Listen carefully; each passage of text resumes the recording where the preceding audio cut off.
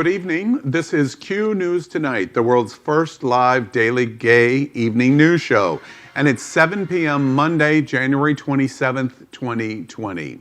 Q News Tonight is live and unscripted, so anything can happen.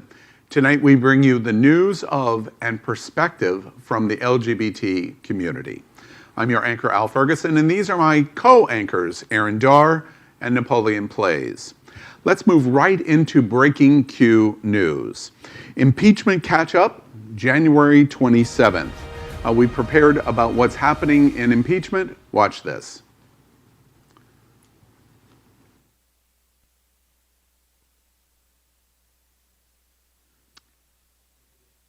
Go ahead and go right into it then with right, the investigation. So as our viewers, hopefully they've been paying attention.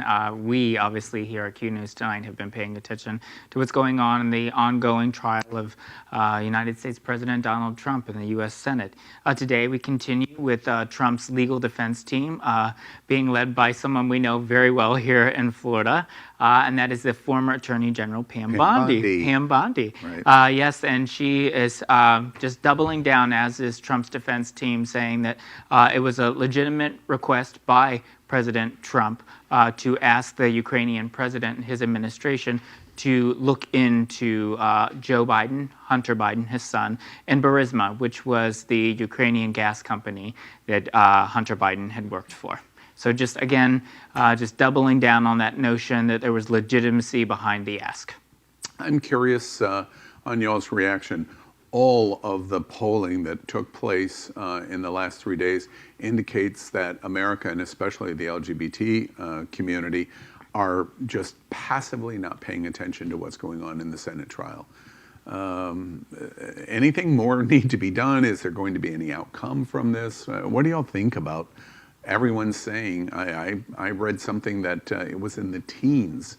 A percentage of people that were following the Senate trial. I think you're asking a few different questions. As one member of the LGBTQ community, I think a lot of us are dismayed at just what's going on. We don't have necessarily the most trust in how society will push forward with a sense of justice. And I think a lot of people don't expect this to turn out in any way, including the people that are voting on it, including all the senators that are voting on it, who have come out and said, we know how this is going to end. He's not going to be removed. Let's just see how we get there. And so I think a lot of the LGBTQ community doesn't feel the need to be involved in the emotional aspects of the up and down, because ultimately a lot of people feel this is going to end the same way without his removal.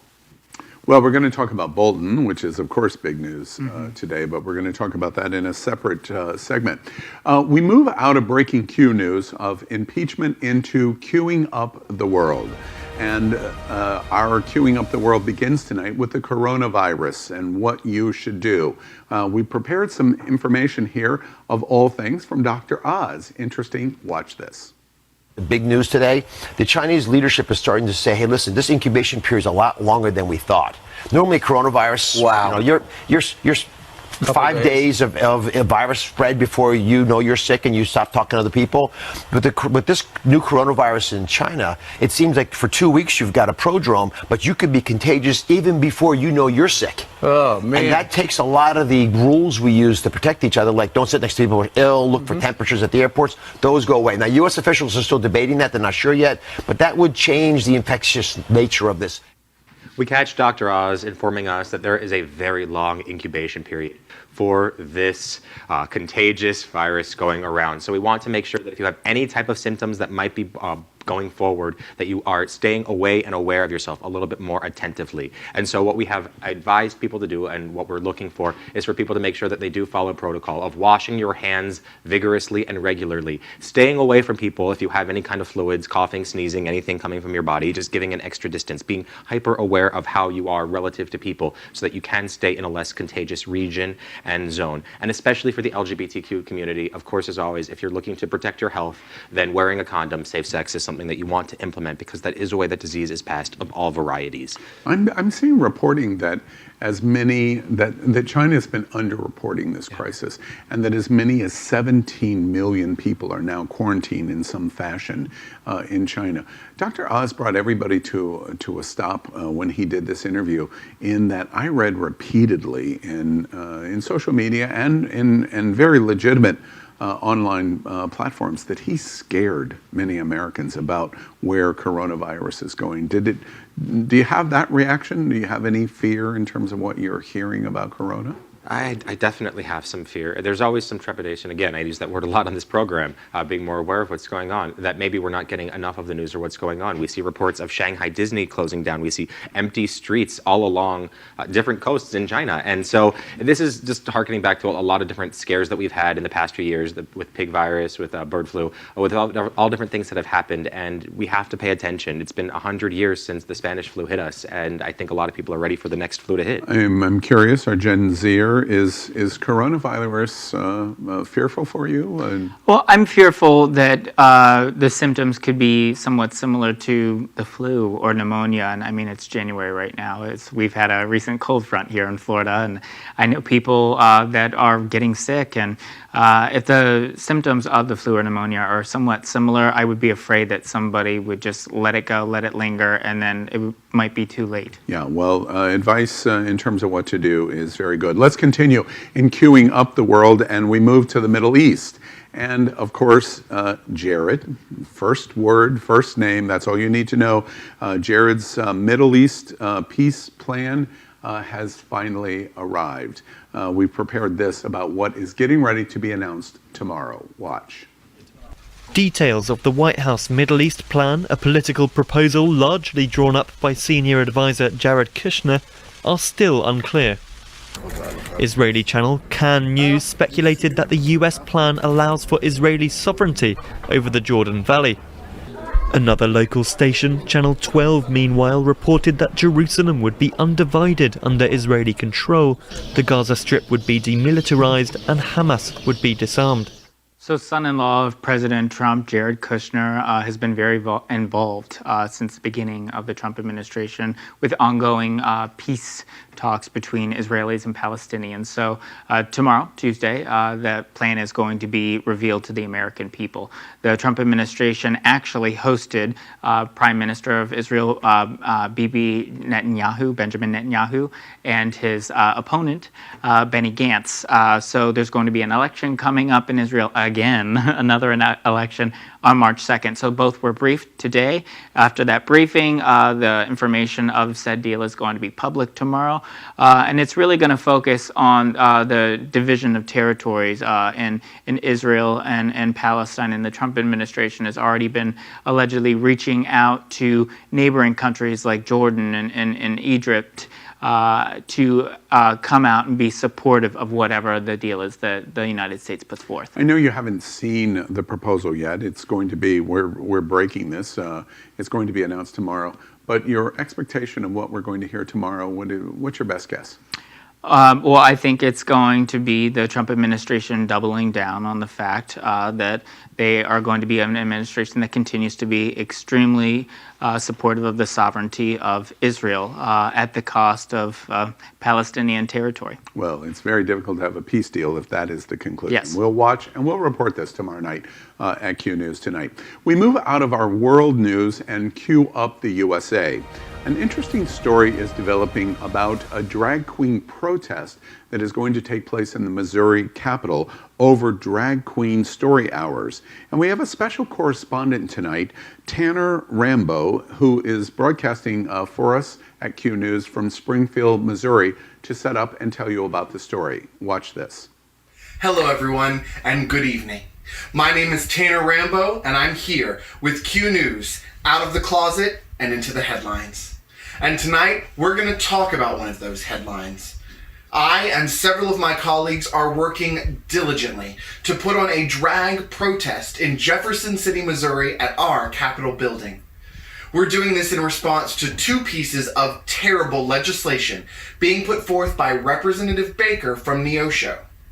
HB 2043, which allows Missouri adoption agencies to refuse to adopt to gays and lesbians, and HB 2044, which would allow for censorship, book banning, and the outright banning of drag queen story hour events at public libraries across Missouri.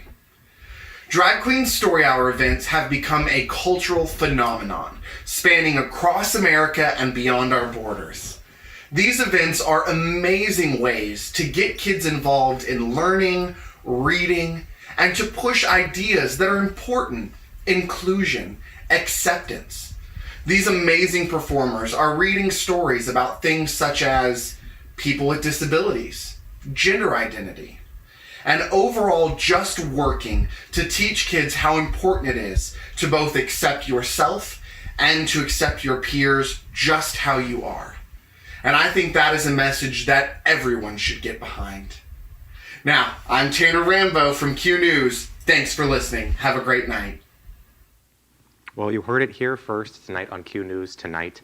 That is the protest's organizer, and it is not just open to drag queens. It is March 7th, and they're going to the Capitol in Missouri, in Jefferson City. It is for everybody who supports having more children learn and being supportive in that education process. So make sure to attend. We'll watch this closely. It'll be interesting to see how much support this clearly very important, but it'll be interesting to see how much support is received from this, especially from the drag community. It'll be interesting to watch. We'll continue to report that. We move on, and thank you, Tanner, for that report. We continue to focus on queuing up the USA, and something a little lighthearted. Over the weekend, Trump's Space Force has been announced, and we found out that Trump's Space Force is really Star Trek. Napoleon, tell us about this. As a fellow nerd, I'm sure that I can say that this is something that we are really excited to hear about. Trump obviously has a lot of history with Star Trek and wants a lot of our culture to understand that we are out into space, that we are the leading force in doing so, and I think that might be part of the statement that he's making. I know, Aaron, that you have a little bit more coverage as to what this is about and why he might have chosen to do this. Well, the Trump administration, of course, has come out on Twitter over the weekend to talk about the Space Force. And in the process of doing so, he's revealed its logo, which, as our viewers can see with the video that's showing, is very similar to the Star Trek logo. So side-by-side comparison our viewers are seeing right now. Yet again, no dull moments in the Trump administration, to infinity and beyond. Yes. Wrong movie, wrong television show. Right? I know, exactly. That's Toy Story. but interesting. We continue in queuing up the USA, and that is an incident that has taken place right in our own backyard. Broward. We're broadcasting from Wilton Manors, Fort Lauderdale, Florida, and in Hialeah, in the county that Q News Tonight is broadcasting. We are getting ready to show you something that we call in our USA headline, "When Trans Community Says That's Enough." We have a talkover video. We have a video here of showing you what is happening. Aaron, tell us a little bit about this. So evidently, when they go low, we fight back. We don't always go high. So this had taken place, as our viewers are seeing right now. She's really getting in there, girl. So this is two trans women in Hialeah, Florida, which is right here in Broward County, in our backyard, just steps away. And this is Chanel Diaz and Victoria Bratz. And the two women can be seen in this video. They're sitting, enjoying quietly their own eating at this restaurant. And one of the men comes over and sits next to her and says, do you mind? I want to sit next to a lady. And all this is, of course, taking place, and it's all in Spanish, but we've translated some of it in the process. And you have a gentleman who then goes on to ask them about their genitalia. And it's very vulgar, very disrespectful, very humiliating to the others who, in the video, unfortunately we don't have sound, but the others, especially the individual who's recording right now, is actually laughing. Rather than sticking up for our trans brother and sisters, they're actually laughing. So you can see this is the moment of confrontation after the two women are called mercone, which in Spanish, that translates to English as the word faggot. And for me, girls, I'm there with you. Those are fighting words, especially in wake of the fact that just last year in 2019, there were over 24 individuals who happened to identify as transgender or gender nonconforming in America that were killed. The average life expectancy of someone in the United States who is trans is only 35 years old. So this begs the question that if you are being bullied, if you are having people that are attacking you, whether it be verbally or physically, as a trans person in this country, you have to fight for your life right now. And I really applaud the girls for standing up for themselves. Well, we move out of queuing up the USA into business, and we queue up business. An interesting story emerges this weekend out of Amazon. There is a mask, an anti-gay eye mask, being sold on Amazon, and Amazon has said no. Napoleon, tell us about what's happening here. That's right. This is brought to you by the company The Big Happy Shop, which has been selling products since about a year ago on Amazon, including picnic baskets and other things. Now, this was a symbol, the pride flag with the circle over it, the anti-symbol, that was a mistake emoji made in 2018, and it has been appropriated by a lot of anti-LGBTQ groups to make sure that they can post their sign of being anti-LGBTQ. So this was a product that was removed from Amazon. Their other products are in review, and Amazon has stated that this is in violation of their code of conduct. Interesting, and we tell you about that in Queuing Up Business tonight. We move into an additional Queue Up Business story talking about Hallmark and Hallmark's television channel. The CEO of Hallmark Television has been fired over the dust-up that took place during December over the wedding planning and the lesbian kiss that was included in the promotion of the wedding planning company. And Aaron, tell us about what's happening here. Yeah, really interesting story as this continues to play out, because here we are and it's almost February, and this was the holiday season of last year in 2019. So former now CEO Bill Abbott, he actually was with the Hallmark for, which is also known as Crown Media, for 11 years. It's really quite a relationship where he continued to work with that company and the growth that they are really seeing this past holiday season in terms of viewership. And throughout the holiday season, there was an ad that had featured a lesbian wedding that also featured a lesbian kiss, which the kiss, mind you, lasted but 2 seconds. So the American Families Association and 1 Million Moms wrote and protested with thousands upon thousands of signatures asking that Hallmark take this ad down. The CEO had made a public comment on behalf of the company saying that the ad had aired in error. And that was quite offensive, because also with that became a lot of pushback from the LGBTQ plus community. So of course they reversed that decision and then put the ad back on air. So Hallmark has gone forward in a direction of growth, not necessarily specifying that he was fired for this commercial per se, but it was an economic financial decision on part of Hallmark for them to be able to continue in a path of growth with a new CEO. Interesting. We move into queuing up entertainment, and of course last night the entertainment news of the entire world is about the Grammys, and we give you a little bit of a recap in terms of the big highlights here. We have prepared this. Watch. Stupid when I sing, nobody's listening to me. Demi Lovato made a triumphant return to performing at the Grammy Awards Sunday night, debuting her new song, Anyone.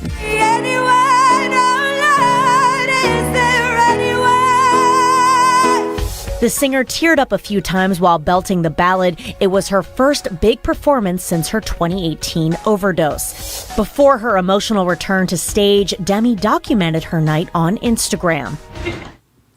Who you're seeing there is LGBTQ icon Demi Lovato, who had a heartbreaking and incredibly, as many critics have stated, performance last night and the Grammys, which was her first performance since her OD last year in 2018. She is seen as an LGBTQ icon because she has been not only the face from the HRC during the Equality for Marriage for all gay people in 2015, but also because she uses her platform to discuss other things, not just sexuality, as well as addiction and mental health. But other highlights from the Grammys last night include Billie Eilish, who at just 18 years old has swept the Grammys. She won the 4 big categories, which were the Best New Artist, Best or Record of the Year, Album of the Year, and Song of the Year. And then we also had a lot of fashion, of course, including a lot of flamboyant fashion, even flamboyant cowboy fashion, which we got to see from Billy Porter and from recently LGBTQ open friend and community member Lil Nas X. Yeah, I watched the Grammys. It was Moderately interesting. I didn't think it was so interesting, but of course these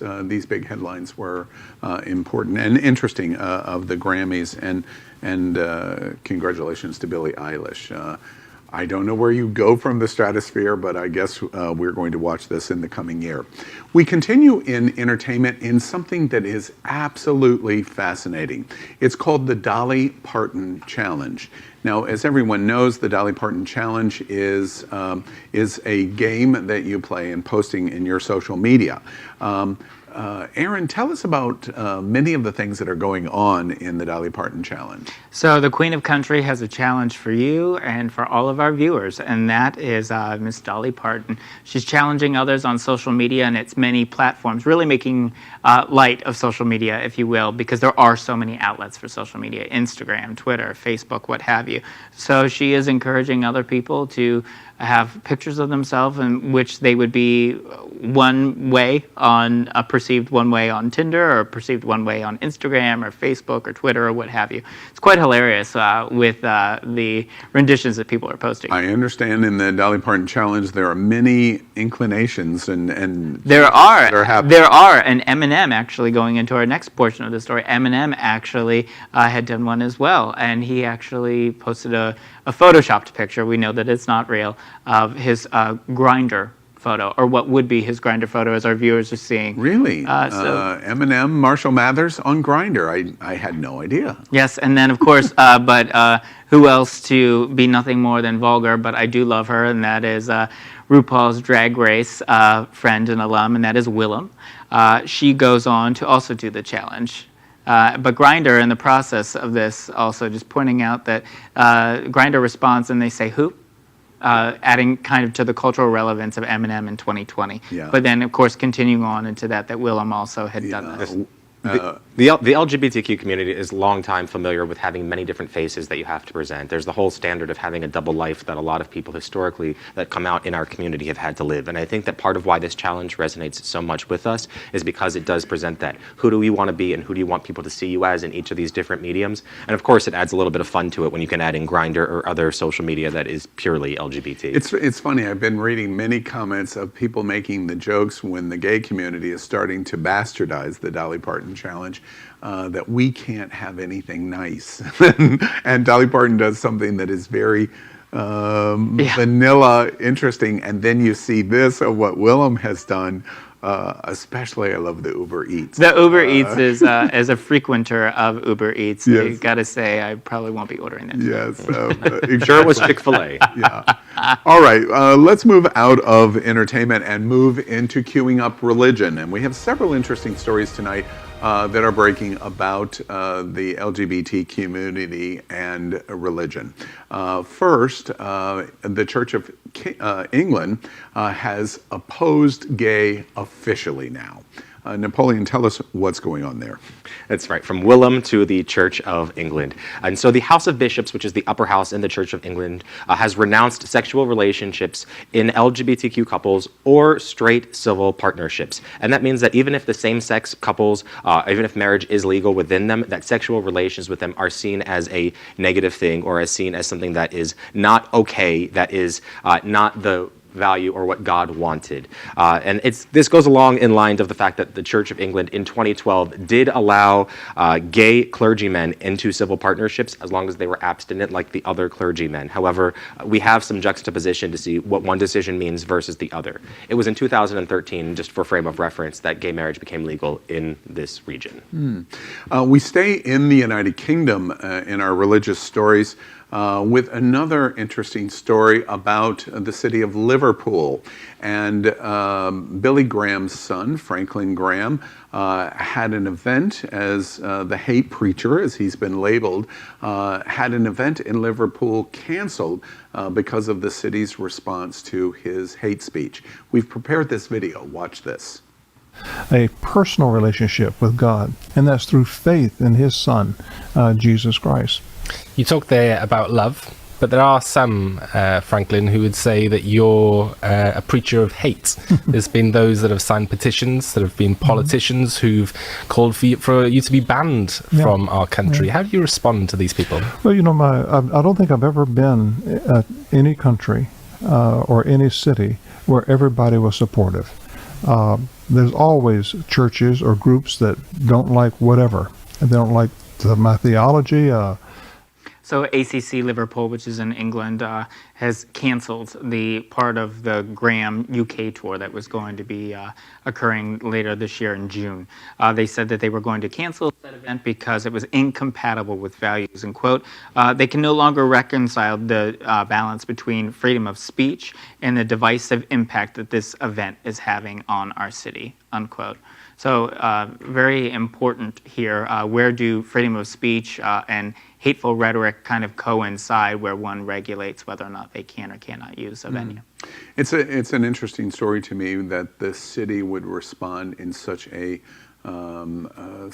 way. It's hard for me to imagine an American city or an American venue responding in the exact same way. Very interesting. We continue to report things that go on in Europe, the Chick-fil-A story versus America, and you continue to point out the differences of how the United Kingdom and they don't have the issues that we have with social issues or healthcare or education. Or rather, their government responds differently to what people are presenting. In a much different way, but it's not as partisan. Labor and conservative can kind of come around the concept of a notion, and they agree to disagree. Yeah, exactly. We move into queuing up sports, and of course the #1 sports story in the world is the tragic death yesterday of Kobe Bryant in the helicopter crash. We begin by expressing our condolences from Q News Tonight, but we thought appropriate because you can see the news about Kobe Bryant and his daughter and the other victims of the helicopter crash. We rather at Q News Tonight wanted to focus on the connection between Kobe Bryant and his relationship, at times controversial, with the LGBT community.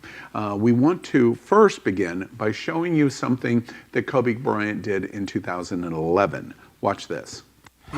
So that was back in 2011, where Kobe Bryant, in response to being angry on the field, yelled out the phrase "fucking faggot" as a way of diminishing another player, stating that they were in some ways less than man or not masculine enough, or any way that you want to phrase that. However, 2 years later, in 2013, there was a different video that was announced as well as other actions that Kobe Bryant took. And we have that here for you to watch so you can see a little bit of how he had grown in those 2 years. Watch this. There are all kinds of different people in the world. That's what makes the world special. So whether someone is different than you in race, ethnicity, political beliefs, religion, or sexual orientation, words can be hurtful. Replace them with understanding, compassion, and acceptance. Let's make this a better world for all of us. Because we're all in this together. This was a PSA that the Lakers wanted to put out, advertising acceptance after what happened in 2011. In 2013, Kobe Bryant also made a public stance as he stood up for a person who yelled out and used a similar terminology that he did, using gay as a derogatory term. And Kobe Bryant came out to state that that wasn't okay, and that using gay in that way, that somebody was less than if they were gay, was unacceptable. And he received some heat for that, but stood by the fact that this was a signal of his growth in those 2 years and how much he had learned. So we do respect that in the attempts and what he presented forwardly. I'm curious, do the two of you, in the context of his comment in 2011 wasn't really directed at the gay community. It was a slur about the gay community, but not contextually against the gay community. And he worked very hard to overcome that, apologize, having the Lakers and him do this, and then in many, many different ways support. In his passing, do you believe that he was a different person through yesterday than in 2011 when he used that slur? Well, I choose to believe that because acceptance is a process of growth. And, you know, I believe that anyone can change. And I think that he made a mistake. And I think at the end of the day, what we should focus on is his impact to culture and to sports and his community and the family that he leaves behind with his new wife, a 7-month-old child, a 3-year-old, and a 9-year-old. Yeah, it's certainly a tragic news that we report here at Q News Tonight. We move into queuing up Vote 2020 and a lot of political news in the world. And our first Vote 2020 is about John Bolton, and his book has leaked and can be argued, proving quid pro quo. We've prepared this for you. Watch. Bolton writes about how the Ukraine affair unfolded over several months until he departed the White House last September. The Times notes that Bolton not only describes President Trump's private disparagement of Ukraine, but also new details about senior cabinet officials who've tried to publicly sidestep any involvement. For example, Bolton says Secretary of State Mike Pompeo acknowledged privately that there was no basis to claims by President Trump's lawyer, Rudy Giuliani, that the ambassador to Ukraine, Marie Yovanovitch, was corrupt. So lots coming out today in regards to former National Security Advisor John Bolton. He has a new book that's going to be coming out later this year called The Room Where It Happened. And in this book, John Bolton actually goes on to recount his firsthand experience and knowledge of the alleged Ukrainian phone call between Ukrainian President Zelensky and President Donald Trump, where he talks about quid pro quo, where he talks about the fact that military aid was going to be withheld if the Ukrainian government and President Zelensky did not comply with a legitimate ask, in their eyes, of the administration for an investigation into Joe and Hunter Biden and the gas company Burisma. The news today is so stark. Aaron, you're our political expert here at the table. Just explain to me, I know they're probably not going to, but how can the Senate continue to say we want to hear no evidence and no testimony when they now have Bolton on the horizon to say the charges of charge number 1 is true? How can the Senate continue to deny we want to hear the full story? Well, I mean, as we've seen, I don't think that the American people can take much stock in the U.S. Congress right now or the U.S. Senate. Unfortunately, it's partisan, it's very divided, and with it being so partisan, it's not led to a fair, thorough investigation that would normally see evidence submitted and sworn testimony of individuals that have, again, firsthand experience and knowledge of this alleged Ukrainian phone call. So it seems as if there are certain individuals in the United States Senate right now, as we speak, that have taken more of an oath to the Trump administration than the Constitution that they swear to protect and defend. We continue in queuing up our Vote 2020, and interesting news breaking today about Donald Trump and Bernie Sanders. Trump was caught on tape as expressing his fear of having Bernie Sanders be selected by Clinton as her vice presidential candidate. We've prepared this. Watch this. That's why I think a big part of running vice president would have been tougher. Kane was what I couldn't. But I think Bernie, because all those people that hated her so much who voted for me. I got 20% of Bernie vote. People don't realize that because of trade, because he's a big trade guy. He basically says we're getting screwed on trade. And he's right. I'm worse than he is. And we can do something about it. I don't know if he could have. But had she picked Bernie Sanders, it would have been tougher. It was the only one I didn't want her to pick. So what our viewers just heard was part of a 90-minute recording by former Judy Giuliani associate Lev Parnas. And in that recording, it details many aspects and many things, but one of them actually was the fear that Donald Trump had in 2016 when he was a then presidential candidate, former Secretary of State and 2016 presidential candidate Hillary Clinton, picking her Democratic rival Bernie Sanders as vice president because he really stood for a populist message and he really spoke out on trade, which Bernie and Trump really seemed to find common ground on. And that if Hillary had picked Bernie, that he feared that ticket would have been unstoppable. In addition to this news, Bernie's also in the news today about his shout out for support from Joe Rogan, and then Vice President Biden comes back and basically claps back at Bernie about trans rights. Explain to us what's going on there. Yes, sir. So. In all fairness, I don't think anyone can really control who does or doesn't support them, especially when it comes to those in the entertainment industry. So a lot of us know Joe Rogan. He's a controversial television personality with a really questionable past, with saying that he has said quite a few things that are politically incorrect, if you will, and a lot of them have been quite bigoted, homophobic, transphobic, racist, and deplorable. if you will. But the Sanders campaign has released a video pushing forth Joe's endorsement of Bernie, saying that sharing a big tent requires including those who do not always share every one of our beliefs. So again, the Sanders campaign really doubling down on this endorsement from Joe Rogan. And at the same time, Joe Biden really clapping back, as Joe Biden has a very long history since having been vice president, even in 2012, speaking out for marriage equality, but at the same time labeling trans rights the greatest civil rights issue of our time. And in contrast, questioning whether or not why the Sanders campaign would promote an endorsement of someone who has had such a transphobic past in the process. Excellent.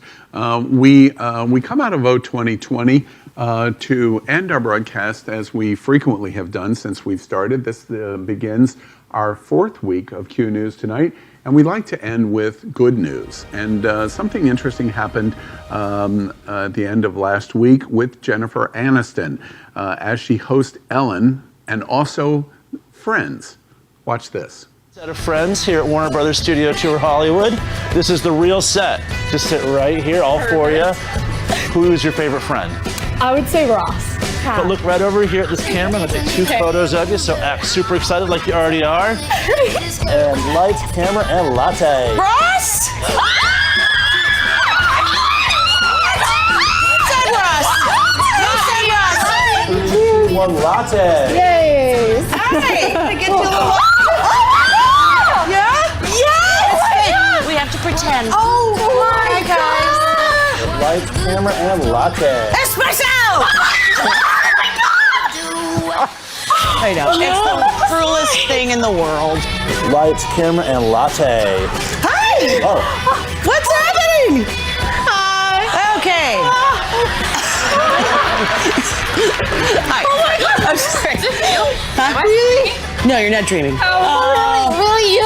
Where's the mask? No. This is all happening.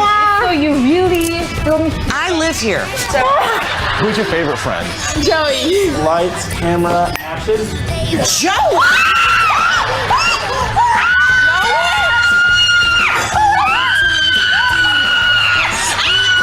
Okay, I love Joey too. I love Joey too. We all love Joey. It's okay. Oh my God. Who is your favorite friend? Phoebe. Same. Monica. Phoebe. And lights, camera, and latte. I'll pretend I didn't hear it.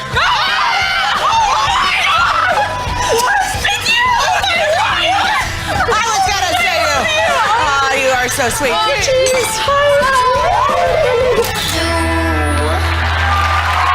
Well, America, that's good news. And today, with impeachment going on, everybody needs some friends. That is today's news for the LGBT community on the world's first daily gay evening news show. Remember, if it's important to the LGBT community, it's important at Q News Tonight. For Aaron Darr and Napoleon Plays, I'm your anchor, Al Ferguson. And remember, we are out of the closet and into the headlines. And this is Q News Tonight. Thank you, and good night.